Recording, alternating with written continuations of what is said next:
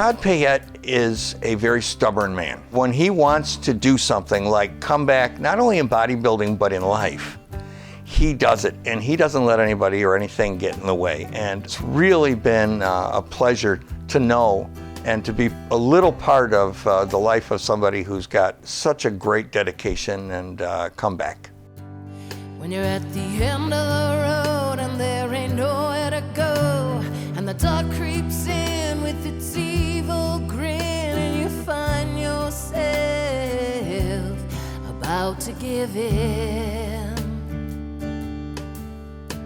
When you feel the pain and there ain't no one to blame. So much commitment. I've never seen anyone with so much discipline. You find yourself with no one to care. Just breathe.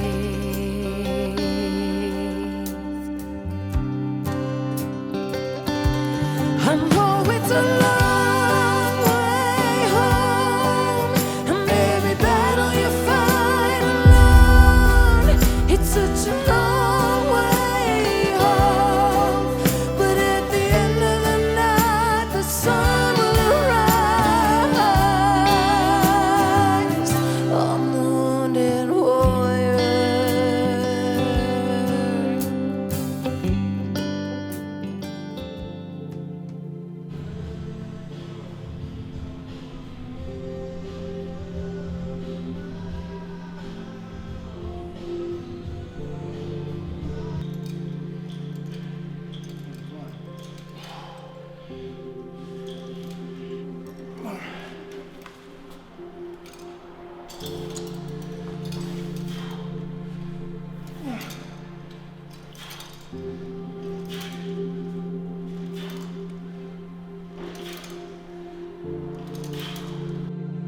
Here's Jenny Briscoe, owner of this great gym.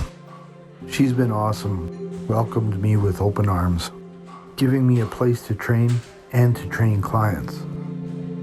She is one of the best competitors in Canada, a tremendous professional.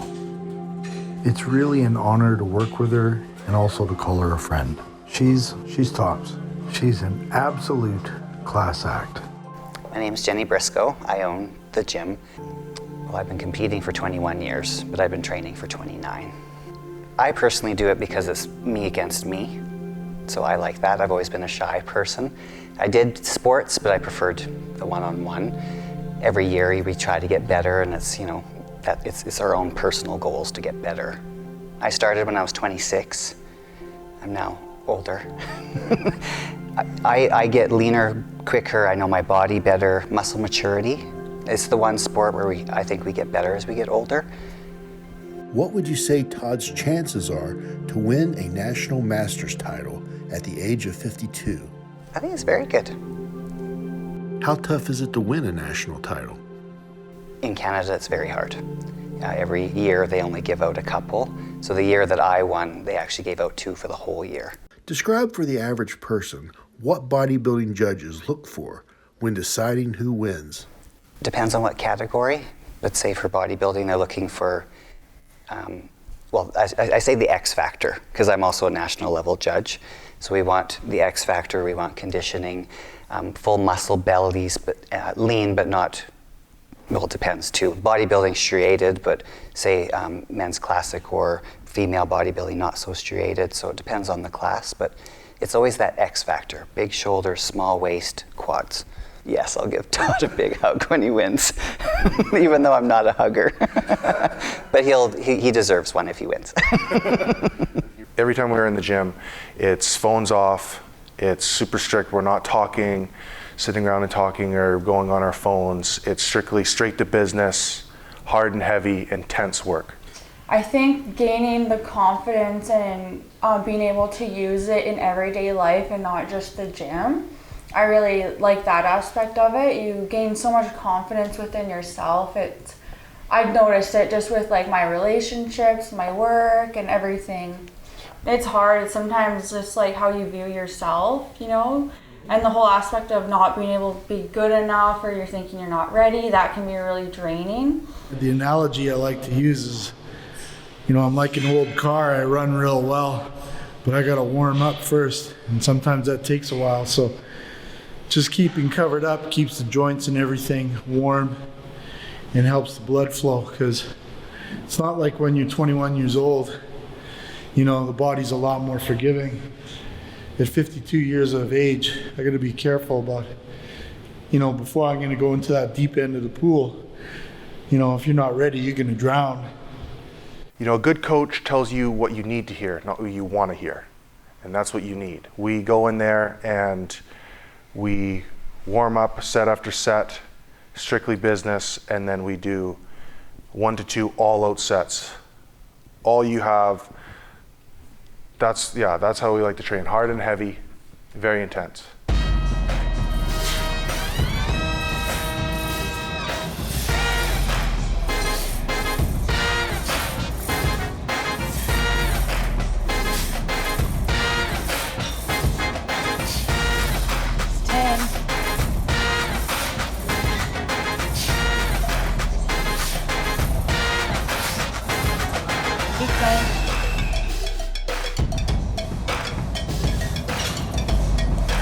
16.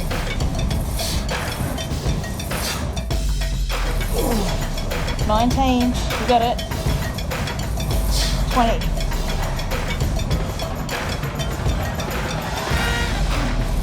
21, 22, 23, 24, 25.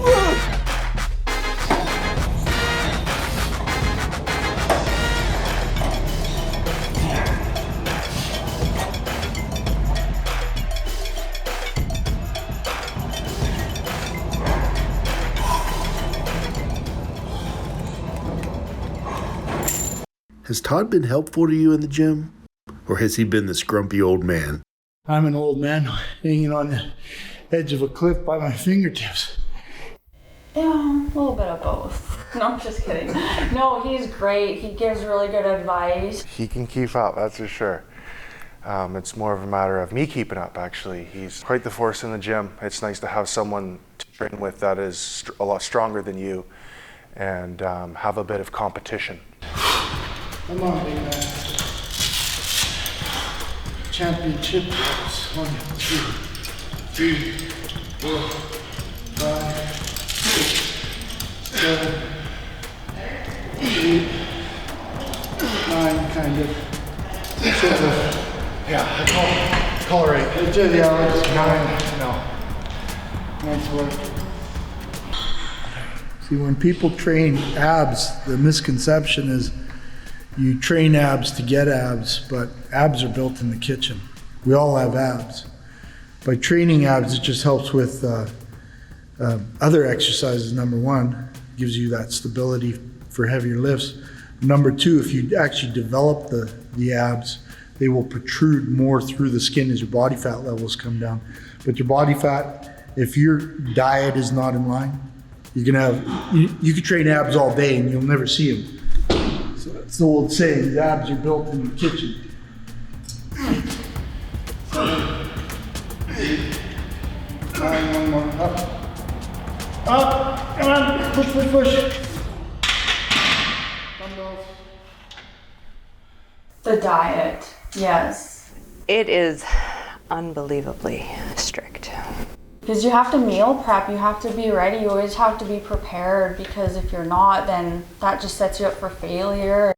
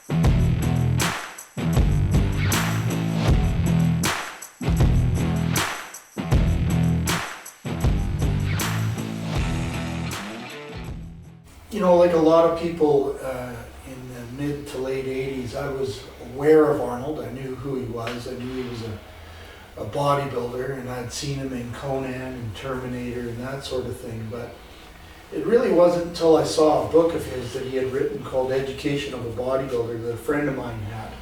And it was just sitting there, and I picked it up and I started leafing through it, and there were these really great pictures of him, and he had just this heroic quality about his physique. Like, he really looked like what you would envision a Greek god from mythology to look like.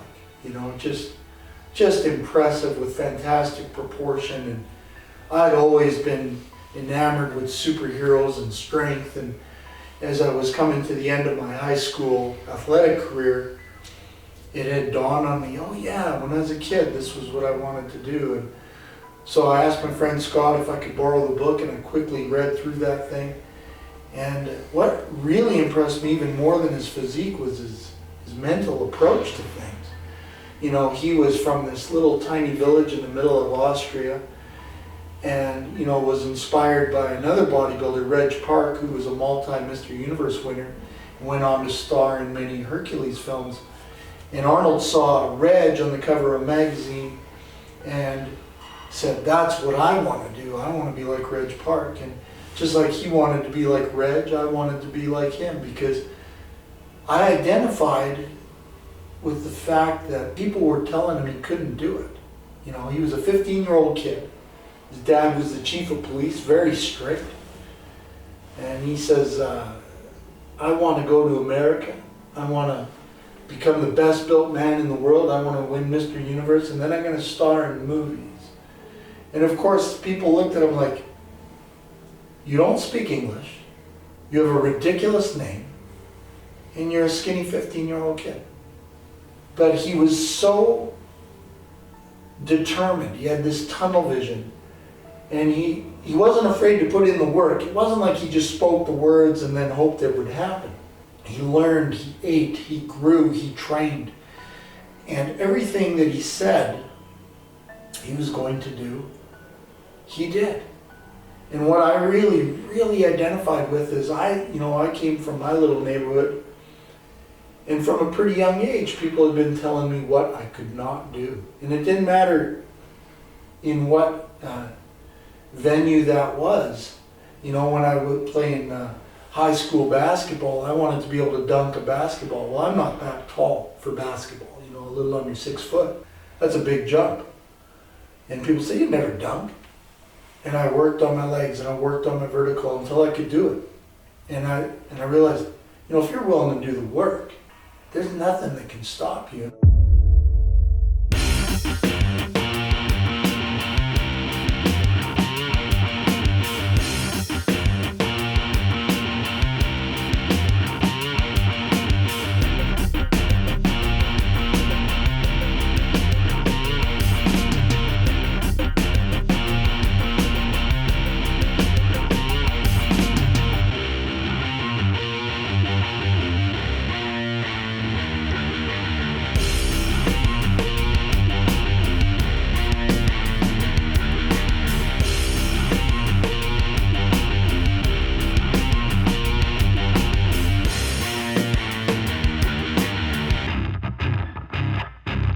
How long have you and Todd been together? We've been together 1.5 years.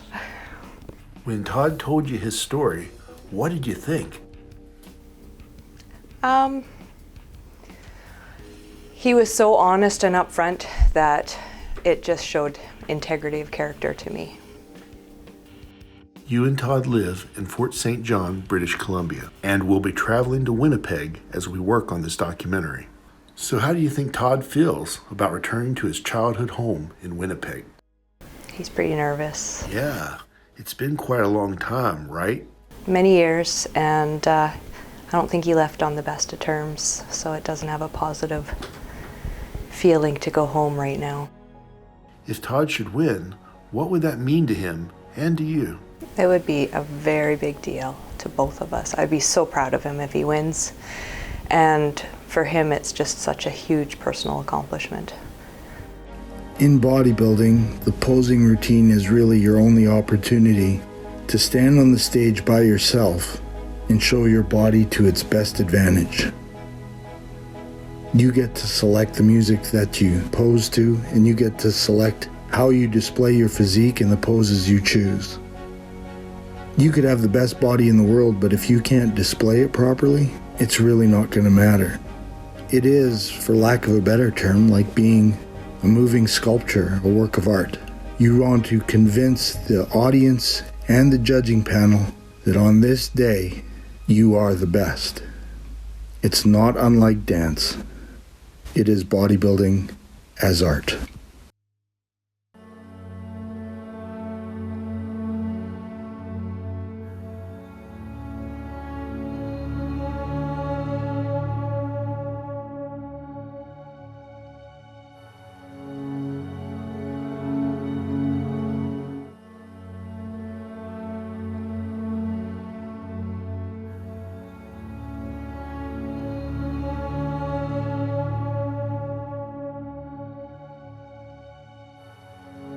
It's funny when you come back, how everything looks so much smaller, insignificant really.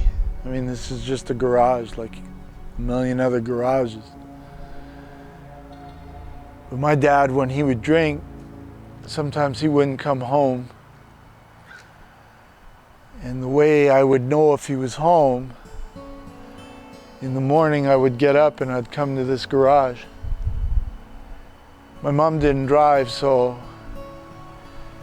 if the car was here, Dad was here. And if Dad was here, my life made sense.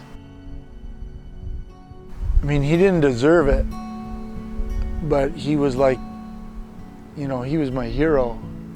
When you're 5 years old, your dad is like Superman. My dad was a milkman. He literally delivered milk. And I just thought that was so impressive. You know, the uniform and the hat, big truck. Sometimes he'd take me in the truck, or he took me to work a couple times. I remember the coolers. I remember the smell of all the milk and the dairy products. And it was a Sunday, and a Sunday in May.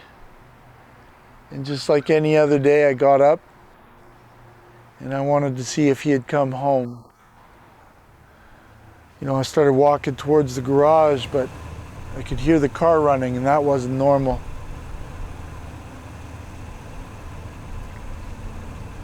And that's where I found him. I walked in there and he slumped over, car running, all the doors shut, except for his door was open. And I went in and I crawled on his lap. He was dead, but I didn't know it. I spent the next several minutes trying to wake him up, shaking him, yelling at him. I turned the car off because I was starting to feel sick, I remember, from the fumes. I'd seen him do it a million times, so I knew how to turn the car off.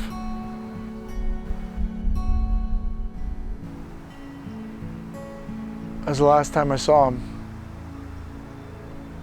I went into the house and told my mom, Dad's in the garage. He's asleep, he won't get up. And then all hell broke loose. I wouldn't be the same ever again. Nothing would ever be the same ever again. And that's the way it was.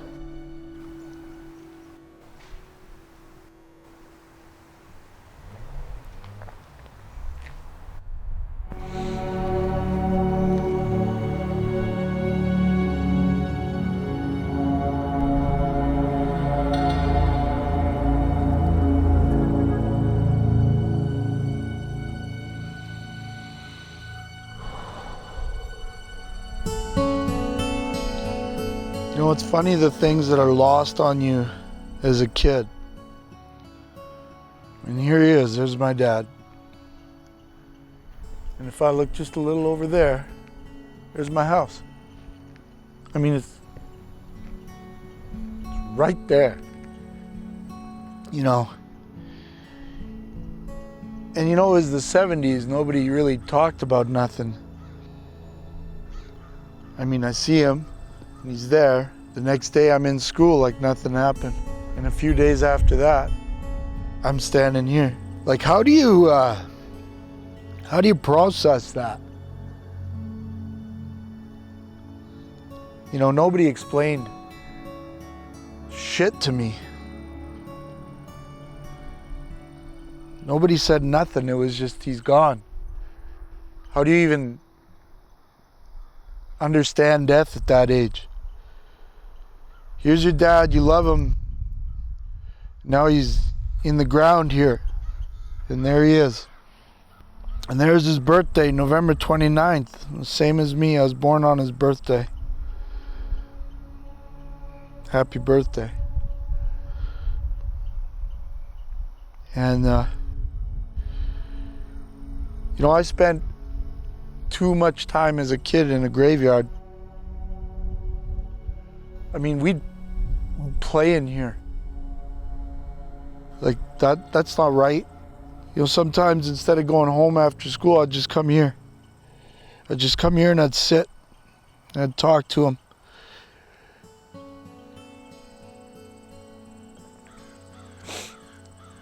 You know, I tell a story about when he was still alive. He'd come home drunk a lot, and a lot of the time I'd wake up and I'd always say to him, Dad, I'm hungry. It didn't matter how drunk he wasn't a violent man. He'd say, come on. He'd take me in the kitchen and I'd have a choice. I could have a bowl of cereal or milk and cookies. And then one day he's gone. You know, he wasn't that far, he was right here. And I got in my head, well, maybe if I have the cereal, maybe if I have the cookies, he'll come back. And I remember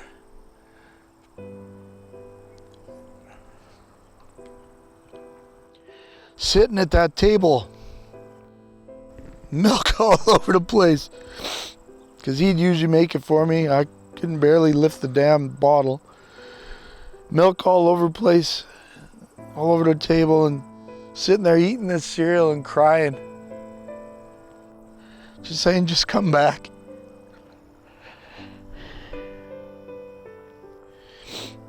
He never came back. But I'd always come here, you know, when I was scared, or I remember I was going to get in a fight one day, and it's funny because back then when you were a kid, it was like a preordained event sometimes. And I knew the next day I was getting in a fight with this kid named Danny, and I was scared. And I just came here and I talked to him. I said, I got to get into a fight. Can you help me? And you know, I got in that fight and I was so mad. I wasn't even mad at the kid, I was mad at him. Beat the shit out of that poor kid.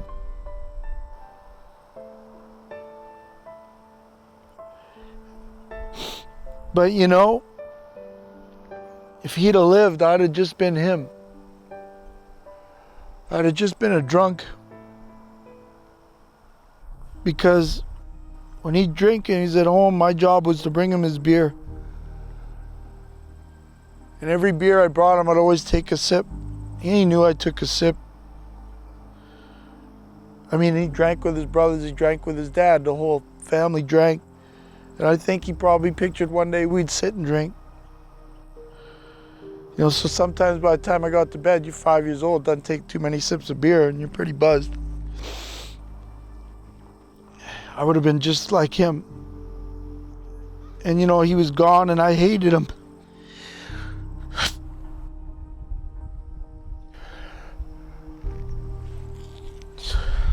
You bastard.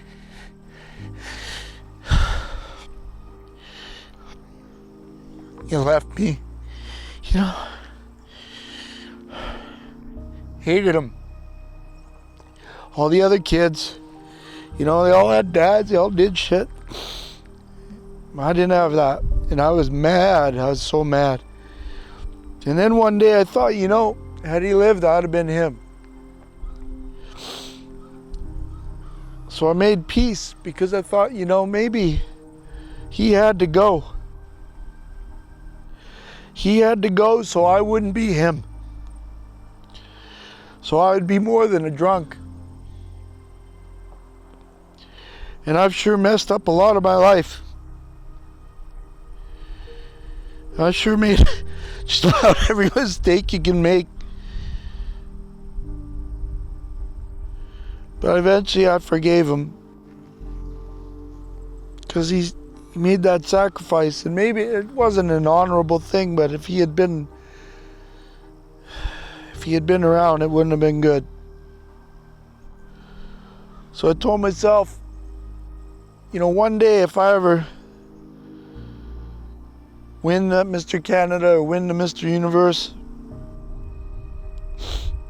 I bring that trophy back here. I put it right down there. And I'd say thank you.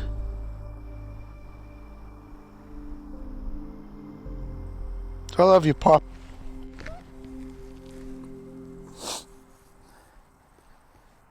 Really do.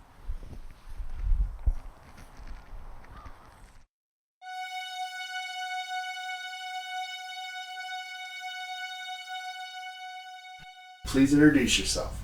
I am Naomi Green. All right. And how long have you known Todd? Egad, that dates me. It dates me too, yeah. It dates us both. We're both old. 1988. 87, 88. 80, yeah. Somewhere about in that. there. So you knew him back in his high school years. Yeah. Yeah. Yeah. Yes. High school. High school. High school. We were in high school. He didn't like his high school, so he came to our high school to hang out. I But he got didn't it. go to any of the classes. No, I just went to the gym and Yeah. played basketball, so that was good enough. It had basketball there. It was good enough for me. Well, what was he like as a kid? How honest do you want me? I want you to be honest, because you know why? Because I'm not that kid anymore. No, he was, you know, the athletic type, kind of macho and jokester and funny and like, having fun and, you know, thought he was all that in a bag of chips. I was a pretty big deal in my brain. Only in mine, though. But my mom was raising, you know, 3 children on a waitress wage, and I am not listening to anything she has to say. I'm not going to school, I'm cutting class, I'm only there to play basketball and talk to girls. And so she's getting phone calls and this and that, and I'm at an age, I'm 16, she can't physically control me. I'm gonna do whatever I want. Her doctor said, she was saying I'm stressed. I'm like, I can't deal with this kid anymore. And he said to her, how old is he? And she said, 16. He said, legally you can ask him to go. So she did. And she gave me some money to start out, which is great, but it doesn't go that far, and I didn't have the life skills or anything. It was like, here you are, out in the world. I had a gym bag full of my clothes and my basketball shoes, and hit the road running, and I just kind of bounced around, stayed with, friends, sleeping on couches, and Rob's parents had let me stay there a little bit, taking showers sometimes at the high school gym, a couple times, here and there. And it's like, well, where can I sleep tonight? And if I didn't find a place, you just sleep wherever. He was a pretty good athlete. He wasn't really tall, he wasn't really fast, so but he was very coachable. So, and that was one of the things I enjoyed most, because as a player myself, I was neither fast nor a really good athlete, but I thought I became a pretty good player because I used my head. And Todd was someone who was very cerebral about the game. He wanted to know stuff, and that was great. Explain to us what shoulder down means. Yeah, it's just leverage, right? So it's like when you get to a situation like where you have the defender, like where you're partly past the defender, then by dropping your shoulder, you're preventing him from getting back into defensive position. So you're sort of gaining your line right to the basket that way. And the thing was, it worked right away. Like when Todd did it, he immediately, I think that's one of the reasons it resonated so much was, that doesn't usually happen as a coach, usually it takes lots of repetitions. This one worked the first time, and I didn't remember it was Steven he did it to, but that would have been very cool because Steven was pretty cocky, and it would have served Todd well. In other words, stay on the offensive, which Todd was able to do. Yeah, but it's also persistence, I think. It was just keeping the shoulder down, sort of like a metaphor. That's certainly how I read it in the book. It wasn't exactly a literal metaphor for basketball. I think the fact that he associated it with immediate success, I think that's why the words resonated, and then he interpreted them in his own way. In the book, when it describes all the obstacles that Todd had to get through, it was shoulder down that seemed to be the pressing theme, that, hey, I've got to beat this Goliath. I've got to get through it. Right, yeah.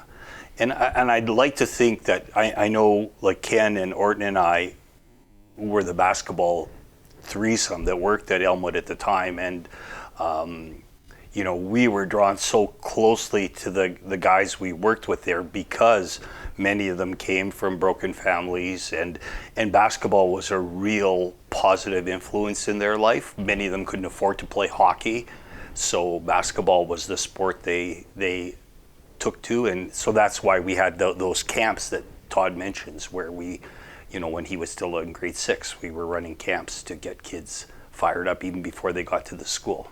Yeah, I just amazed at how many obstacles stood in Todd's way throughout his life and how he's persevered. Actually, my dream, my hope right now is to get his book into the hands of students in the classrooms I work in, or at least somehow to get his story across to them, because his story is an inspiration, and I hope that it can extend and help other people in his situation, not necessarily bodybuilding or any of that, but just that whole idea that keep the shoulder down and keep pushing. Every day he inspires me to just be a better person, because he tries to be the best that he can be every day. Well, in 2009 and 10, I was competing in the Masters category, and I was, just turned Master. I was in my early 40s, and I really badly wanted to win that heavyweight championship. It's kind of a, in bodybuilding, you want to win, at the higher levels, and so I was fighting really hard to do that, and I was fighting so hard to do it that I was really, pushing all other aspects of my life to the side. And in 2009, I had cracked the top 3 the first time in a very tough show, and I thought, okay, top 3, that means I got a shot. The next year came, you tried even harder, but the same fellow again was actually second, and I was once again third, and this new fellow had come out of the woodwork to win it. So 2011 had come around, and I was pushing real hard to the point of was spiraling down in every aspect of my life and didn't care about anything else, and was trying so hard to win that heavyweight championship that all the things that ethically meant something to me got pushed aside.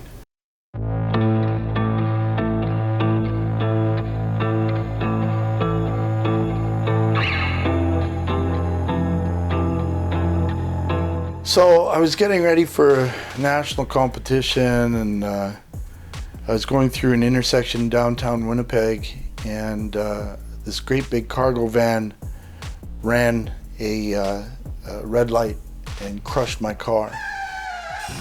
And I remember I kind of was stunned for a moment after the car came to a stop, and I'm sitting there and I'm like bewildered. What just hit me? And I'm like, I go to open the door won't open. Car starts filling with smoke. And now I'm scared, and I could feel this pain, in my neck, in my head, my shoulder. And I'm like, no, I'm not going out like this. And I grabbed the handle and I reefed on that door and I pounded. My shoulder was messed up, but I didn't care. And I pounded on the door till I got out.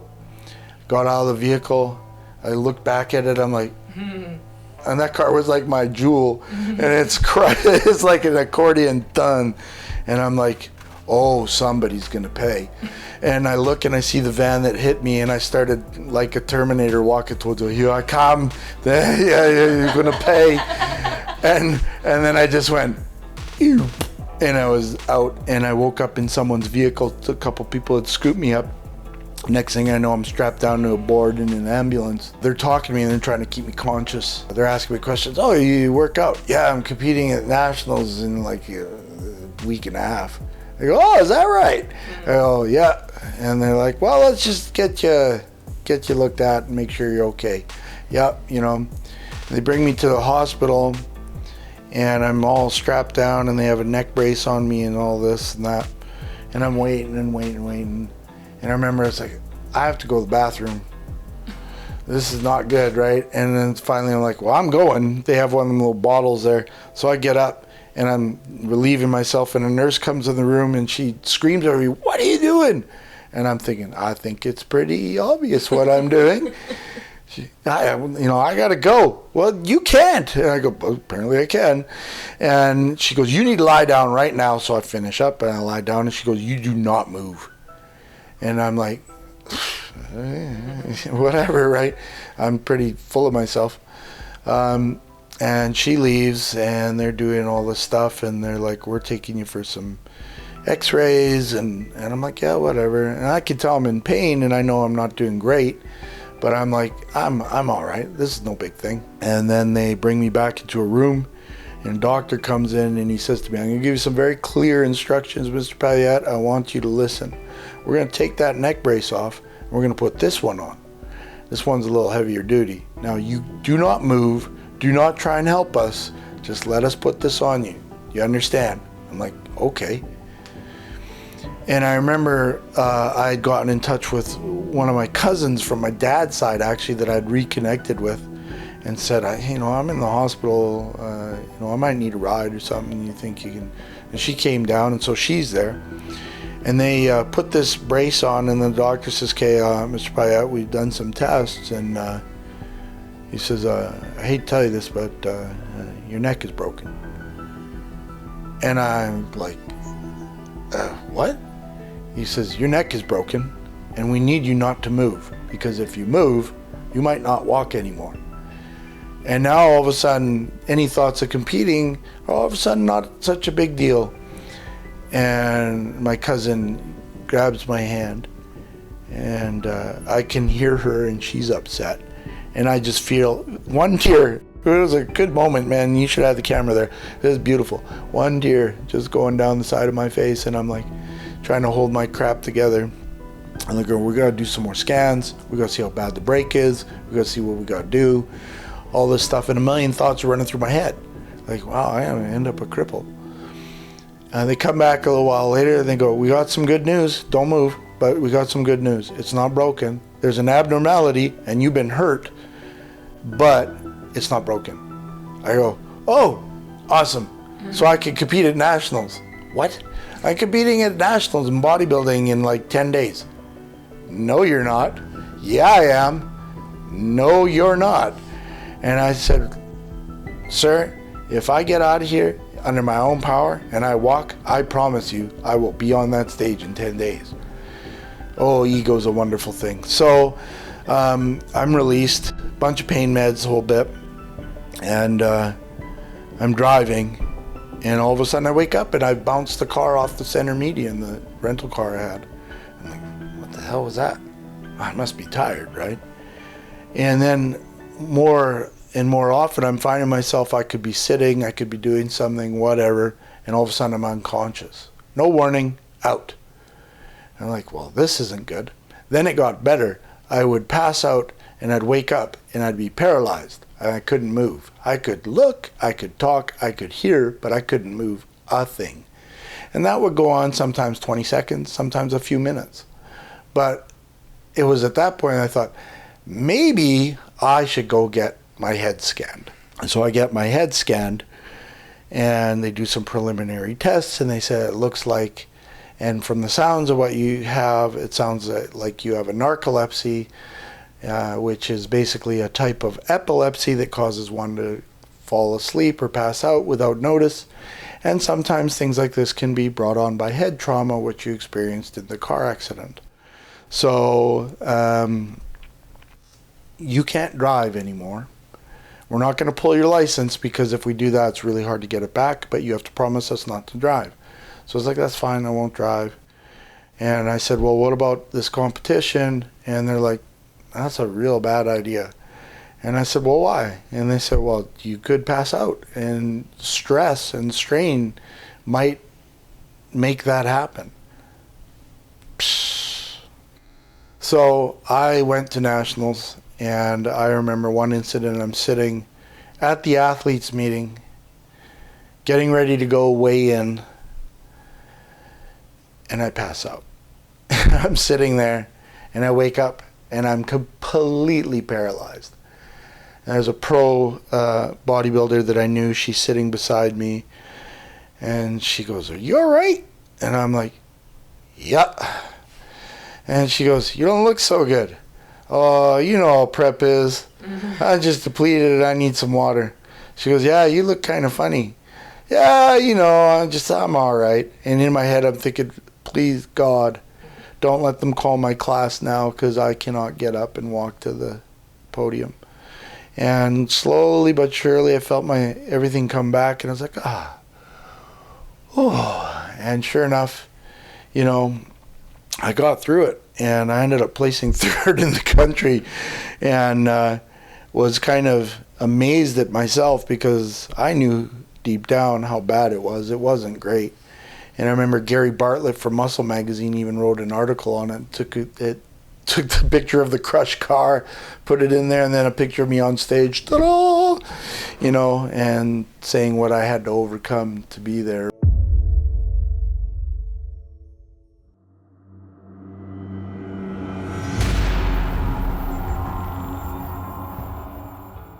I decided that it would be a really good idea to become connected with a bunch of fellows that were, for lack of a better term, in organized crime. I was training these guys, was hanging out with these guys. And, you know, people have asked me about it many times, and I said, you know what, if you roll around in crap long enough, you're going to smell. And, you know, they had asked me to do some favors for them. They'd actually asked me to do a lot of stuff. And, you know, they liked that I was a big, strong guy. And they said, hey, you know, you make some money, and, you know, sometimes people owe us money, and we could send you to go get it. And I was like, nah, I don't think so. But one of the guys had asked me to deliver a package for him, and I did, and I didn't think nothing of it. And it turned out to be, about $50,000 worth of meth. So, you know, you know, there were people in my life that tried to absolve me of it, in the sense that, well, you didn't know. Yeah, I didn't know, I didn't ask, right? So it's not their fault. You know, I had an idea it wasn't, as the one cop said, he said to me, I said, what did he say? I bet it's not a cookie dough. Yeah, I bet it's not cookie dough. Yeah. I bet it's not cookie dough. And I was like, you're right, it's not cookie dough. You know, and one of the fellas that was with that group of guys was an informant, because he knew he was going to go down. And so he said, hey, there's this guy, he's delivering this package, here's his name, here's what, they had complete and total files on me, had me under surveillance, everything else. So they knew, and so they, you know, stopped me, and, you know, they asked me what's in the package, and I said, you know, to be honest with you, I really don't know. And then that's when the cop said, yeah, well, I bet it ain't cookie dough. And I laughed, and I said, you know what, you're right, I bet it ain't. You know, so from there, it was a number of years before I actually saw my day in court, after going to prison, being released from prison, and then fighting it through the court system. And then that day arrived, and that's when Neoma was there for me. And she never judged, you know, because I would unload, because, you know, a lot of people, you know, but she was just always a good friend. Like, she would hear me out and give the best advice she could, and she was patient. You know, and it's hard to be patient when you're watching somebody self-destruct. It was, because over that over the time of us talking and, you know, hearing his story and more about his life and what he had all been through, you know, that affects a person, what happened in his childhood and stuff. And I could tell by how he was talking and what his heart was like that what they were accusing him of is not Todd. That's not who Todd is. It was a bad choice. Otherwise, he's generous, he's caring, he's giving, he like helping people. He loves to help people, and that just came through over and over again. And I wanted to see him get that opportunity and not suffer the ultimate punishment of how bad it could have been. Yeah, I was looking at 7 years in prison. Yeah. You know, my life effectively would have ended on many levels. And I remember they gave me a chance to address the court right before the end. And I thought, well, here's where I make or break it. Because the hard thing is you're sitting there while the prosecuting attorney doing their job. You know, I don't blame the girl or the lady that was doing it, but she's, you know, attacking your character. And so they gave me a chance to address the court. And I remember at one point, and I'd been convicted. She said, I think at that point, or it was right before.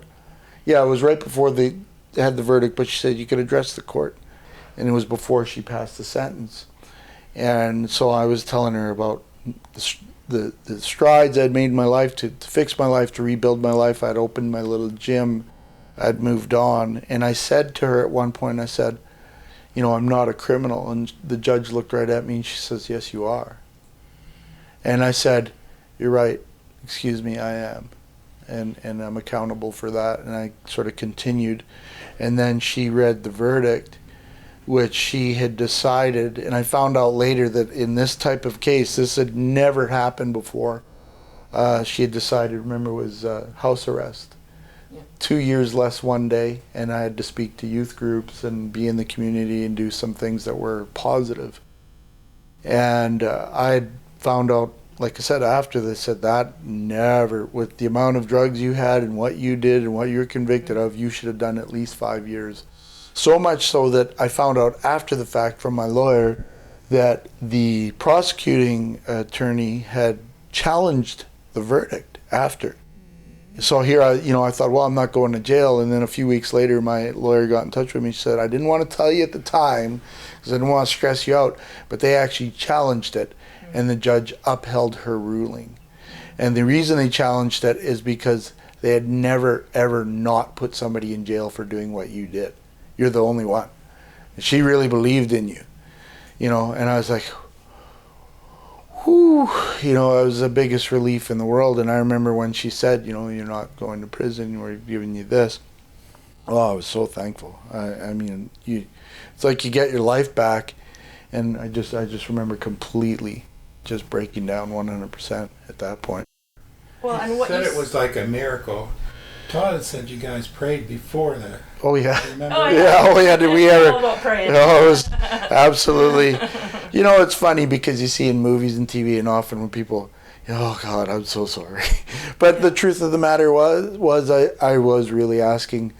You know, I'd spent years scratching, fighting, clawing to redeem myself, not just to people who knew me or the public, but for myself personally. Because the hardest thing through everything, people are going to screw up. That happens. But being accountable for screwing up, that's brutal. Like, that's hard. That's basically saying, nobody made me screw up. Life didn't make me screw up. I made these absolutely horrible decisions. And so every day I had to look in the mirror at that guy and go, oh man, what an idiot. And so you have to find a way to process that and just say, well, I'm going to put my shoulder down and I'm going to move forward anyway, no matter what. And a lot of the time, a day would happen where I wanted not to get out of bed. I just want to stay in bed and hide from the world. And I would force myself to move, you know, and it would be like, go down to the gym, go down to your gym and just lift something. And it would slowly bring me out of it. But, you know, owning that was, you know, over that period, especially because, you know, if you make a mistake in life, which we all do, most people often don't know about what you did, right? You did something stupid, you said something dumb, maybe you stole something, nobody knows, whatever you did. But what I did was put in the newspapers, because you know, like anything, the bodybuilder, blah, blah, blah, you know, it's a headline, right? Bodybuilding champion convicted of, you know, transporting X amount of dollars worth of meth. Well, I mean, and now I'm banned from competing, so the one thing that was my identity and who I was, that's gone. People now view me as a criminal, as somebody who's affiliated with known criminals. And there were a lot of people that were more than happy to, you know, jump on that bandwagon. And I saw a lot of people in my life literally turn their back to me.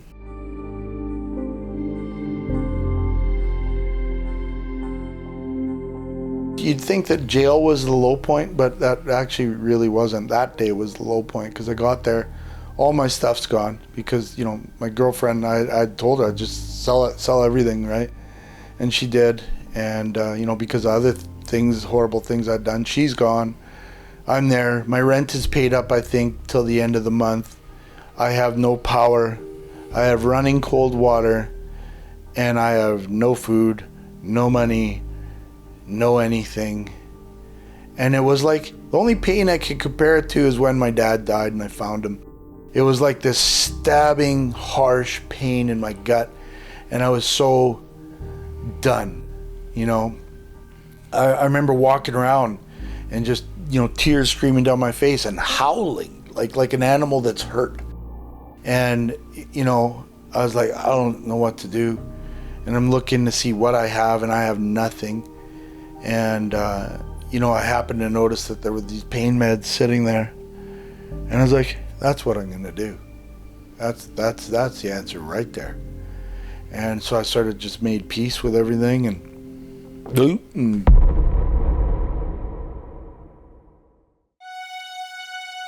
boy, was I shocked as hell the next day when I woke up, because that wasn't part of the plan at all, you know? And it was kind of like, whoa, and then you're hungover from the pain meds.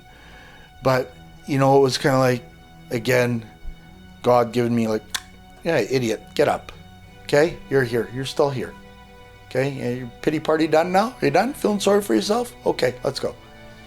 And that's kind of what I thought, well, you know, okay, I tried, right? I tried to give up. I literally tried to give up. And I've never been good at giving up. You know, I may be a goof in a lot of ways and make a lot of mistakes, but I've always had this little, I don't quit, I don't quit, I don't quit. And then I tried to quit, well, you can't. So it was like, okay, you go to the gym, because it's the only place that makes sense. And that's what I did, right? Black and white world there, 200 pounds is 200 pounds, and you can either lift it or you can't.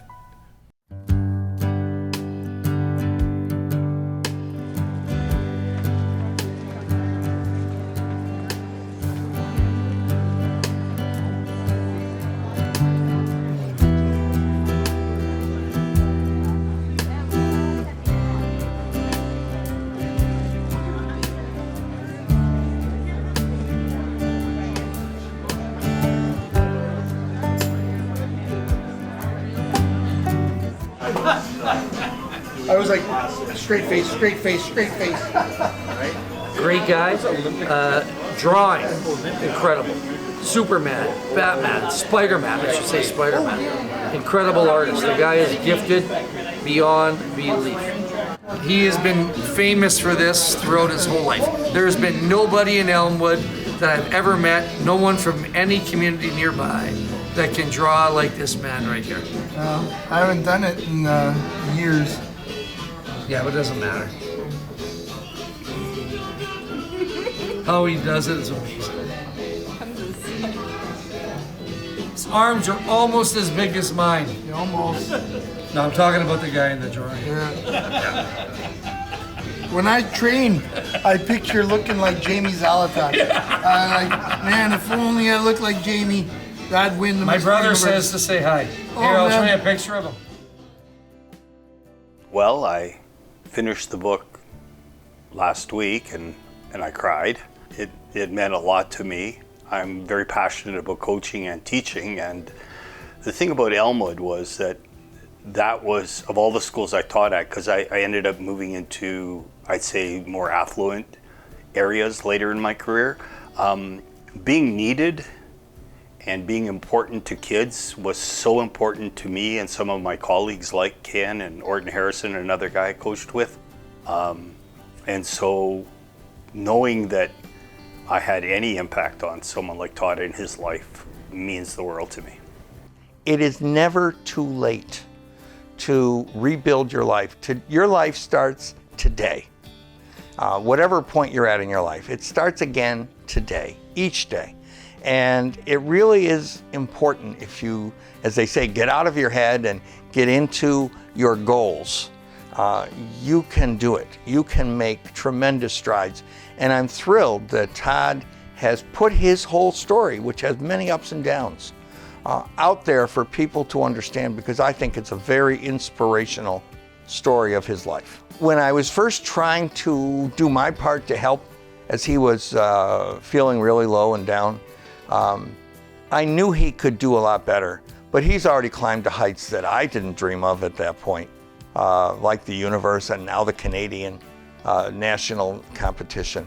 So it's really been a pleasure and to know and to be a little part of the life of somebody who's got such a great dedication and comeback. I'll tell you, once I got out of prison and began fighting my way back and trying to rebuild my life, I never really thought that there would be any opportunity for me to get back and compete for that particular title again. They had banned me from competing and had, absolutely no sign of letting me ever compete again. Like they, I asked nicely, I asked not nicely, I went to the press, I did everything.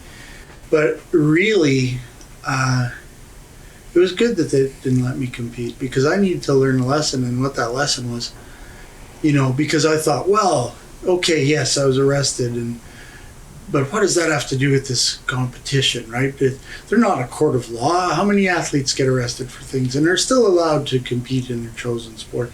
So I was looking at it in the worst possible way, because I wasn't being accountable.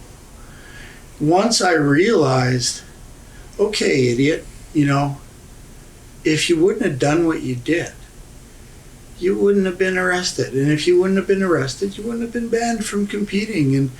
But you made those choices, so, the consequence might very well be you don't ever get to do this again, and you get to live with that.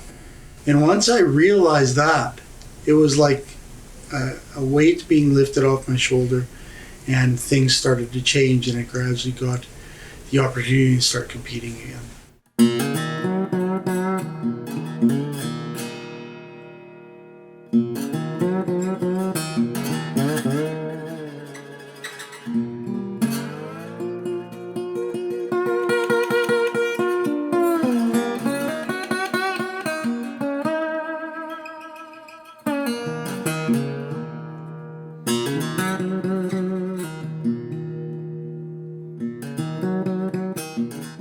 Getting ready for a bodybuilding show it's like being your own science experiment. You're doing stuff to your own physiology, so you watch your body change. Especially in the last couple of weeks, you see things show up that weren't there a few days ago. So now there's veins and muscularity showing up now. It wasn't there 4 or 5 days ago. It just comes and just better and better and better and leaner and leaner and leaner. It's, you're looking, wow, that's new. Look at that, that's new. And then you think, but how much more can I do? How much farther can I push it? It can be better yet. There's always, no matter how good you get, you're always kind of thinking, bet it could be a little bit better. Just a little bit.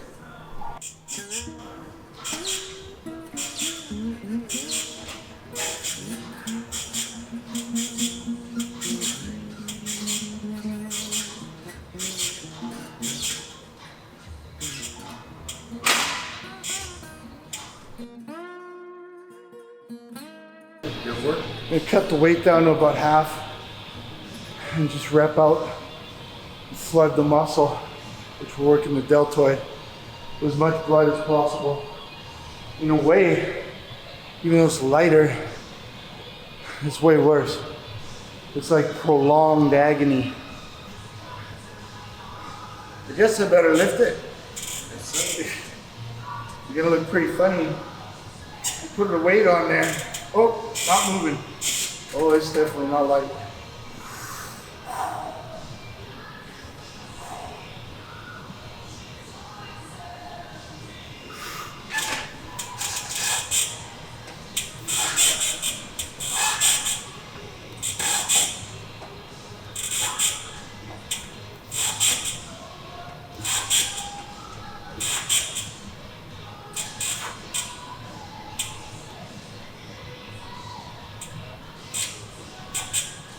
Oh, yeah. That's definitely not light. You gotta be able to hit your poses properly without shaking and cramping. But when we look in the mirror when we pose, we're looking for what needs work. Where do we gotta take more fat off? What muscle do we gotta build more? Just like a runner has a stopwatch to gauge their time. What we do, we have the mirror. So it's the opposite of what people think. People think we're looking and going, oh, look at me, I look fantastic. We're not, we're looking and going, man, I need more rear delt. I gotta cut my carbs down, I'm carrying a little too much fat. It's a real mental game.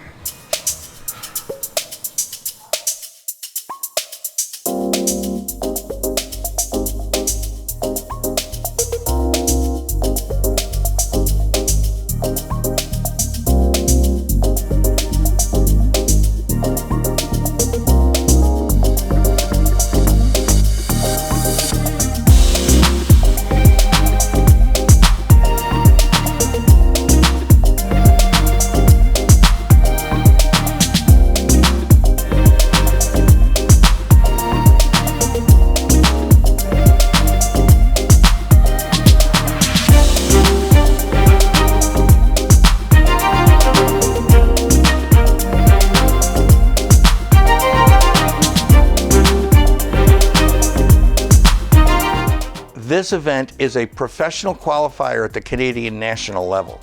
And so people end up being able to qualify for IFBB Pro, Mr. Olympia status or competition, and they get to place as national amateur athletic champions.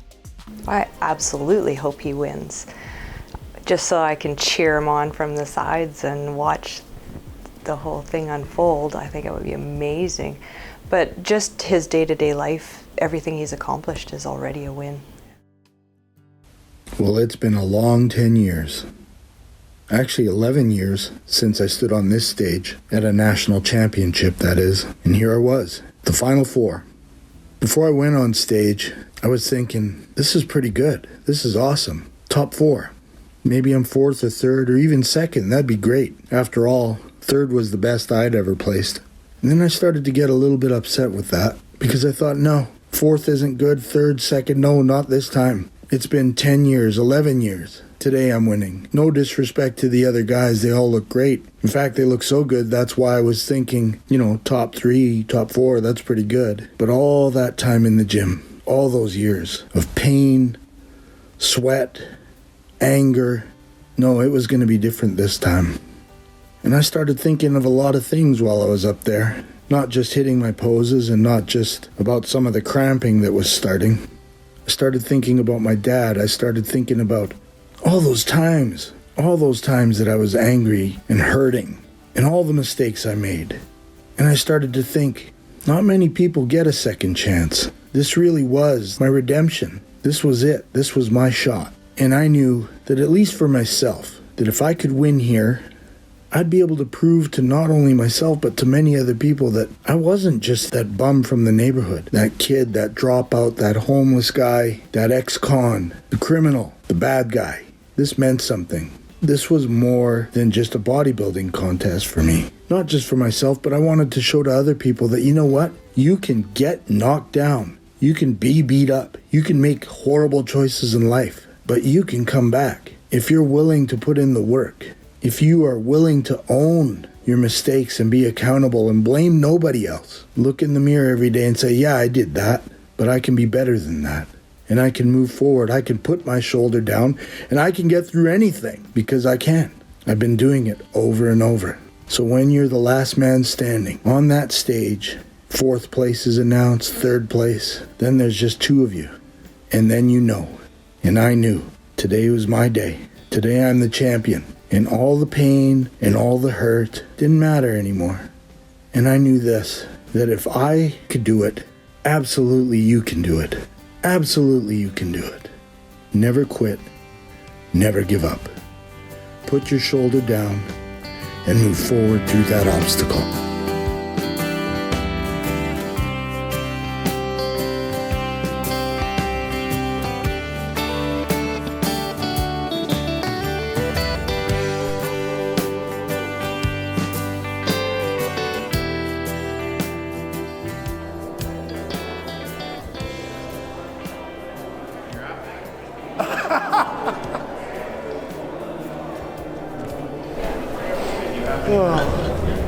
Hi guys.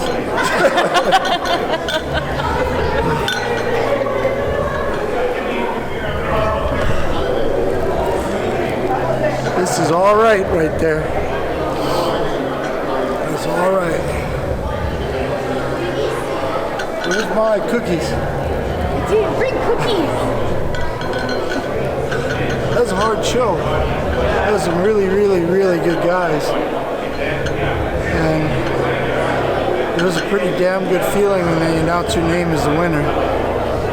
You know, you work and you picture it so many times, and you think, man, it'd be good to win. And then you get to the show and you look around and you go, holy crap, look at all these guys, they're all fantastic. And then when they tell you you're the best of them, just for it's just a big deal to me personally. You know, feels pretty damn good. I don't know what'll be better, this or the pizza that I'm gonna have later, but it'll be close. Todd had a lot of popular response from the audience from when he went out there, and I thought he had one of the larger applauses and hoots and hollerings and everything while he was posing. He placed first in the Masters heavyweight competition and did well right up through.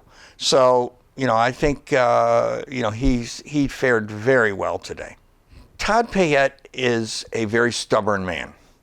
When he wants to do something like come back, not only in bodybuilding, but in life, he does it, and he doesn't let anybody or anything get in the way.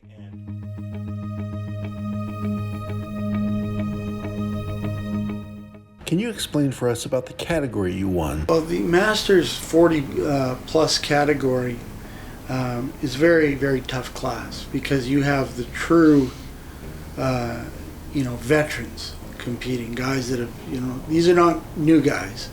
These are guys that have generally been doing this 20 years or so.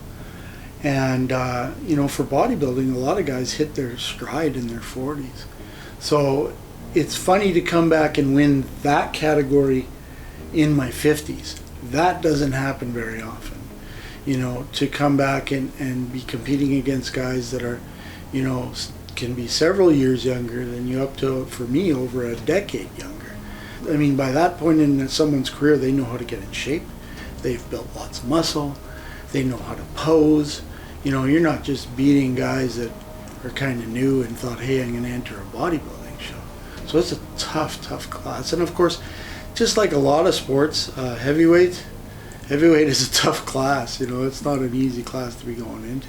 Generally, to turn professional, you have to win an overall title, which is even harder. And I came within really a hair of that today. And I'm okay with that because, you know, although a lot of us always think, oh, we want to win a, you know, this pro status title. My goal was really, I wanted to win that heavyweight championship because it's what my goal was originally, was to win that. So that actually is very fitting for Road to Redemption. Absolutely. It's like literally going in the exact same category, the same class, that's fighting for that same championship that had eluded me, over 10 years ago, and was really a part of my downfall. But you want to walk away knowing you did everything you can. I mean, my whole message was showing what you can overcome, right? And obviously this could have went one of two ways. I mean, this could have been, you were third or fifth or whatever, and we talk about the journey, because that's valid. But it sure makes a nice story to be able to say, and knowing that this is being captured for a film, but to be able to say, yeah, this show, this one, this title that I could not get when I was in my prime, after everything, all the crap, wading through that swamp, to come out triumphant is a nice, personal feeling for myself. And then I think this is going to speak to people, because if I can do it, I'm some schmuck from Elmwood and Winnipeg. If I can do it, you sure as hell can do it.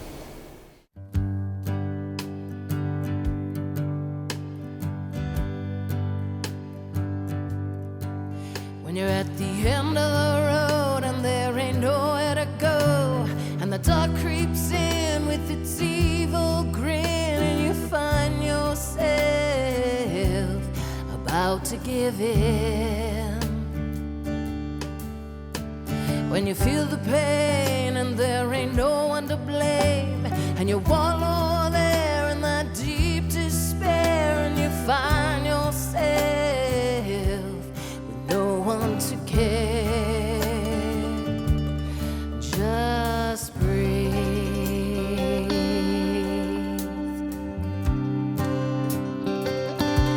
I know it's a long way home, and every battle you fight alone, it's such a long